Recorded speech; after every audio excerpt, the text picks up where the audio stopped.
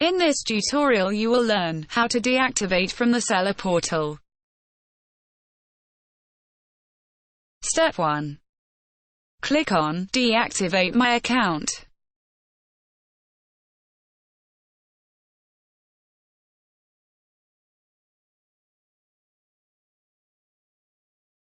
Before deactivation, change the shop status to close, so that you will not get any orders from the customers. You will see the current process list. After all the process gets completed, you will see the deactivation form.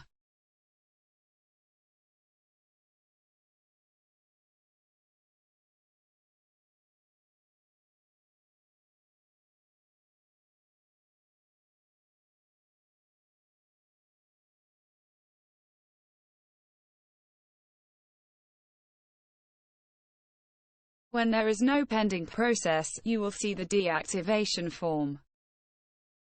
Enter the reason below so that we can help you.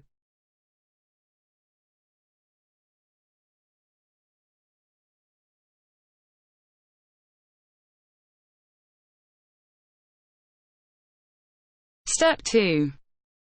Click on Send Request button.